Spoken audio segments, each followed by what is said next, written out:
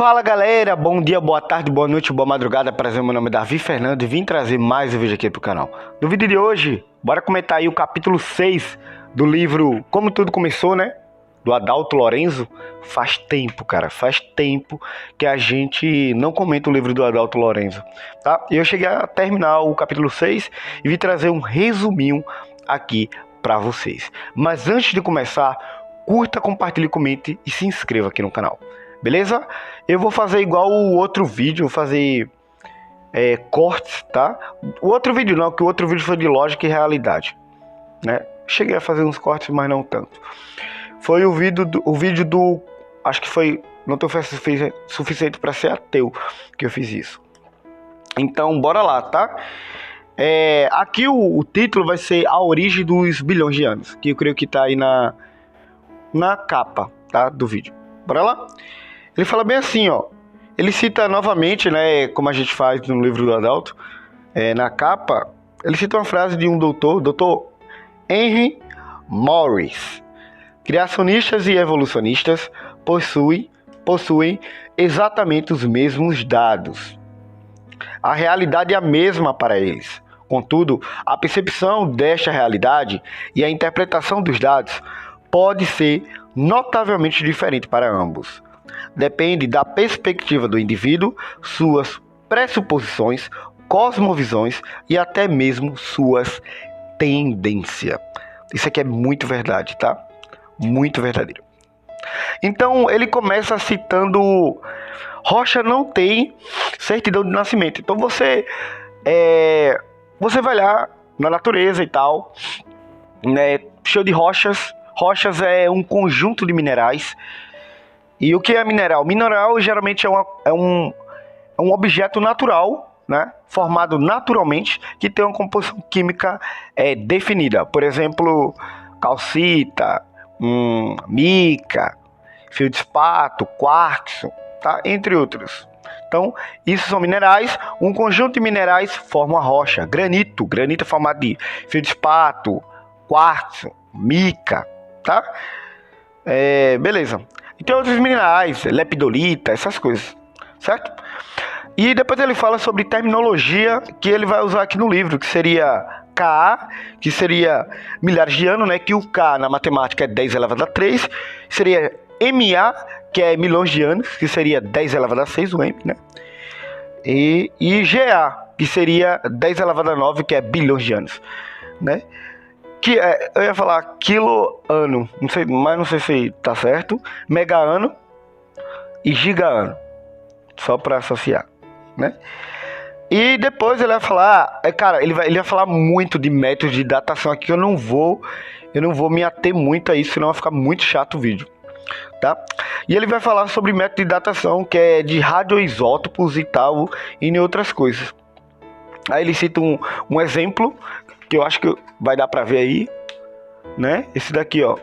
Esse aqui que tá aparecendo desse lado aqui, ó. Né?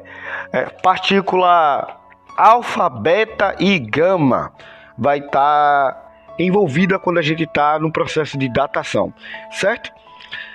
E beleza. Aí eu vou passar mais um pouco e depois ele vem para métodos radiométricos, né? E quando a gente fala de radiometria e tal, essas coisas, a gente já associa logo a radioatividade a Marie Curie, né? A gente aprende até isso no ensino médio mesmo, certo? Então, para mim, ela é uma das maiores, se não a maior, mulher na ciência, né? Ela ajudou muito na radioatividade, né? Nessa detectação de quantidade de massa, por exemplo, de uma substância química, de um elemento químico, se eu posso associar. Então, o que a gente aprende? A gente aprende que vai ter uma determinada quantidade, né, de massa de um objeto, por exemplo, 100 gramas, e ao longo do tempo, isso vai... eu ia falar... Pronto, a palavra certa, desintegrando, diminuindo a quantidade de massa desse elemento, desse objeto. Então, essa diminuição a gente trabalha na metade, ou seja, se tem 100 gramas e ele vai até a metade, essa desintegração pela metade, a gente chama isso de meia-vida. Meia-vida seria a perda da metade da massa. Então, cada objeto, né, cada elemento químico, ele tem essa, querendo ou não, essa características. Uns demoram milhões, bilhões de anos, outros demoram só milhares de anos, tá? É basicamente isso. Aí eu vou citar um pouco lá na frente. Beleza? Aí quando a gente fala dessa ideia de fazer a datação dessa rocha para saber a idade dela, porque a gente não tem uma certidão de nascimento da rocha, a gente tem pelo menos duas coisas que podem influenciar na técnica, né, da obtenção dessa datação. Primeiro seria a condição inicial. Olha que ele cita: a quantidade admitida de isótopos filhos no momento de formação da rocha é zero, ou então conhecida independentemente, podendo assim compensar nos cálculos. Então pode ser que a condição inicial que a gente dá para uma determinada rocha, ela esteja errada. Isso vai afetar claramente na detecção ou no cálculo da datação da rocha. E o segundo seria a contaminação. Nenhuma quantidade de isótopos pai ou isótopos filhos entrou ou saiu da amostra. Então, a gente também deve levar isso em consideração. Se eu tenho lá na minha amostra 100 gramas e eu faço o cálculo, eu vou ter um determinado valor. Mas digamos que eu tenho umas 100 gramas e em algum processo, em algum tempo lá, houve uma contaminação, ou seja, não é mais 100 gramas, passou a ser 500 gramas. Então, vai mudar totalmente o meu cálculo. Ou seja, algo que era para ser um tempo de 100 gramas, está dando um tempo de 500 gramas, porque houve uma contaminação. Então, isso é essencial, certo? E depois, ele vai falar, vai falar alguns elementos e tal, beleza? Aí ele vai começar a citar agora os métodos de datação, que eu vou citar só alguns para vocês, os títulos, né? Tem samário, neodímio, né? SM, ND na tabela periódica, rênio e ósmio, tá? Se eu não me engano, ósmio, ele tem o maior átomo, o raio atômico maior tem o raio atômico maior da tabela periódica, se eu não me engano, tá? Beleza, e depois tem mais. Rubídio, estrôncio. Rubídio é RB e estrôncio é SR, tá? Eita, assim, o rênio é RE e o ósmio é OS, tá? E depois ele fala aqui uns balanços, tá? Umas equações de balanço, mas não vou citar não. Tem também de argônio, argônio é AR. Tem também urânio, tórion e chumbo. Urânio é U, tório é TH e chumbo é PR na tabela periódica. E tem também o lutécio e o fânio, né? Não, e o rafânio, rafânio. Lutécio é Lu e rafânio é HF, tá? E depois basicamente a gente termina essa parte daqui, que é muita coisa. Ele começa a explicar mais algumas coisas e tal, e estamos finalizando. Daí ele vem para algo que eu vi até recentemente na faculdade, que se chama difusão. Quando você tem um material, né, ele pode sofrer difusão se ele tiver espaços livres na sua estrutura atômica. Por exemplo, aço, qualquer objeto, geralmente vai ter um espaço livre. A gente chama isso de lacuna, ou posso falar vácuo, um buraco, um espaço.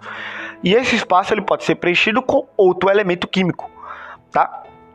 Então a gente chama isso de difusão. Tem muitos processos na indústria, no mundo atual, que usam isso, né? Quando a gente tem uma determinada coisa, sei lá, um objeto, qualquer coisa, e você quer melhorar esse objeto, então a gente faz um estudo e vê que adiciona aí alumínio, adiciona aí carbono, vai melhorar o meu elemento, ele vai ficar mais resistente, vai ficar menos corrosivo. Então eu faço o processo de difusão, eu acabo fazendo com que esses átomos que eu quero, ele entre dentro da estrutura atômica daquele outro objeto, certo? Então a gente chama isso de difusão. Então tem um tempo associado a isso. Tem também a quantidade inicial, a quantidade final, a temperatura influencia também, tá? Então quando a gente trabalha com isso, a gente trabalha com equação, que a gente chama de equação de Fick, ou melhor, lei de Fick, é uma lei, tá? E tá aqui ela. Olha que massa. Tá? Tá aqui, eu acho que vai ficar invertido aí para vocês. Lei de Fick, mas se você pesquisar, tem aí no YouTube. Outra coisa, tem gráficos também associados, né? Eu acho que esses daqui estão ligados à lei de Fick, né? Defeitos, né? São chamados de defeitos também. Tem defeitos pontuais, defeitos volumétricos, que seria defeitos, seria é o que a gente chama de defeito. Realmente um defeito, eu ia falar, defeito é defeito. Mas é algo que tem na nossa estrutura, na estrutura atômica da substância, do elemento químico, né? Da estrutura do elemento químico. Então, pode ser uma trinca, por exemplo, quando você vê um vidro e ele está trincado, ali tem um defeito volumétrico, né? Ali está totalmente naquela parte que está quebrada, trincada. Os átomos ali, eles não estão tão unidos assim, né? Ou seja, eram unidos, mas a trinca, né? Algo que eu fiz no vidro fez trincar. Então, o que a gente chama essa trinca aí, a gente chama de defeito volumétrico. Que isso pode influenciar em N outras coisas.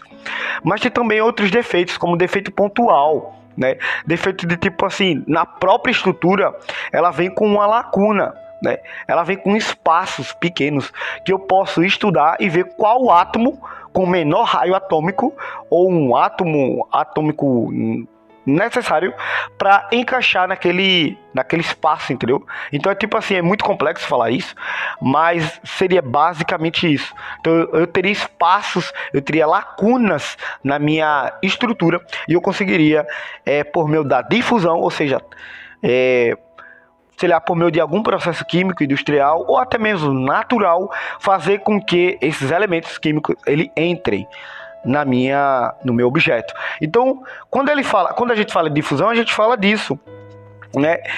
Aí ele fala na difusão do hélio e tal, que está muito associado a bilhões de anos, né? Aí ele chega a citar, mas eu não vou detalhar muito, algo bem interessante, né? O Adalto ele chegou até a citar num podcast, certo?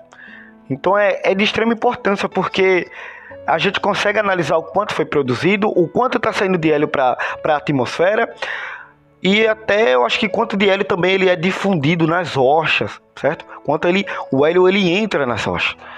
Então a gente consegue saber em quanto tempo mais ou menos o hélio está aqui na Terra. E depois ele vai citar mais detalhadamente sobre o carbono 14, certo? Então é especial, ele destaca especialmente o carbono 14. O carbono 14, ele é um dos métodos, né, para datar, que a data dele de meia-vida é muito pouca. Melhor, tipo assim, é muito pequena comparada aos outros. Os outros têm bilhões de anos, milhares de anos, milhões de anos. Esse aqui tem milhares de anos. Então quando a gente vai ver, ele mostra que o carbono 14, ele tem uma meia-vida em média, né, de 5.730 anos, certo? Então quando a gente for datar, imagina, pegando do pressuposto que a Terra teria bilhões de anos, então quando a gente fosse datar alguma rocha ou algum objeto, algum fóssil, não era para ter carbono 14. Por quê? Porque a meia-vida, ou seja, a metade daquele objeto, daquela composição, daquela matéria lá, dura, né, a metade, para cair para a metade, dura 5.000 em média, 5.730 anos.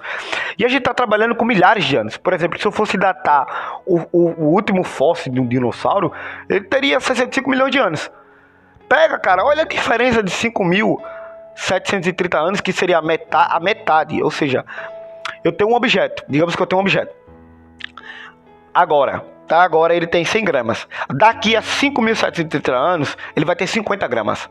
Aí quando chegar aqueles 5.730 anos depois, né, 7.000 e poucos anos no futuro, quando passar mais 5.730 anos, em vez de 50 vai ter 25. Ou seja, Se a gente trabalha com milhões ou bilhões de anos, não era para ter detectável nada de carbono 14, porque se passaram muito tempo. Só que aí que está o problema da galera do bilhão de anos, dos bilhões de anos. Porque tem, por exemplo, o diamante, né? Ele é composto por carbono e carbono 14, detectável.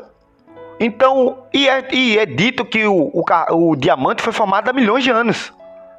Mas a gente consegue detectar carbono 14 ainda hoje no carbono. Ele está no diamante. Então, tipo, oxi, não faz sentido. Se o nosso método, o método em si, cada método, tem métodos que vai ter um erro maior, tá? Né? Um erro maior de tempo comparado a outros, tá? Então, sim, de um método para outro, eu vou ter uma discrepância de tempo muito grande. Muito grande. Só que quando a gente trabalha com o método carbono 14, é um dos métodos mais usados, cara. Um dos mais usados. Sério? Certo? E foi o que nem eu falei. A amostra tem milhões de anos. Não era para ter carbono 14 detectável. Certo? E acabou que tem. Aí eles vão falar, pera, mas o carbono 14, ou o diamante, ou melhor, ele pode ter tido uma contaminação ao longo desses milhões de anos. Mas aí que está o problema também. O diamante, ele cita até aqui no livro, ele foi formado a 200 quilômetros. Se eu não me engano, ele fala 200 quilômetros. Embaixo, 200 quilômetros. Ou seja, a chance de contaminação é muito, muito, muito, muito, muito pequena. E mesmo que digamos que um diamante foi contaminado em uma determinada região, ele teria que ser contaminado em todas as regiões. E se ele foi contaminado, o diamante que foi contaminado, imagina as rochas que estão na superfície, cara. Imagina, entendeu? Então é uma análise simples. Então, tem um sério problema, porque quando a gente vai fazer a datação por carbono 14 do diamante, não pode passar a Terra, não pode passar ele cita aqui no livro, né, de alguns milhares de anos, não pode passar. E depois, estamos finalizando aqui, ele vai citar um pouco sobre o campo magnético, que eu cheguei até a fazer um vídeo aqui no canal, eu não sei se está disponível, porque não ficou tão bom não. Tá? Tava citando um artigo e tal, mas eu não sei se ficou tão bom. Então, eu ia falar o carbono 14. O campo magnético, ele é algo essencial, né? Ele serve para proteger a nossa Terra do raio solar, tá? E ele é feito por elétrons, tá? É um campo elétrico, certo? Eletromagnético, né? Campo magnético. Então, tipo, ele perde essa energia ao longo do tempo. O universo não é infinito, segundo a lei da termodinâmica. Energia utilizável e energia não utilizável.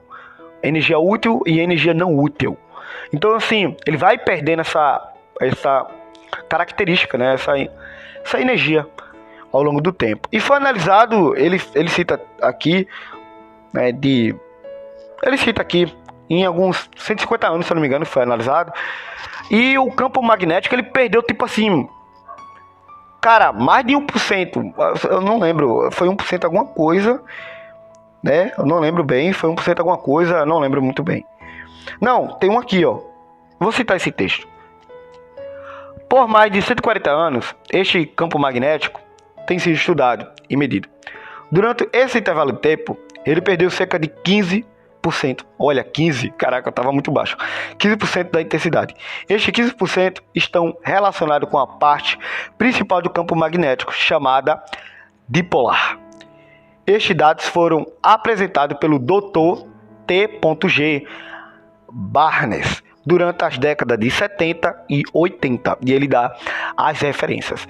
Então, tipo, se em 140 anos, aproxima aí para 150 anos, eu tenho uma perda de 15% no meu campo magnético, cara, não pode ter bilhões de anos, porque não teria campo magnético.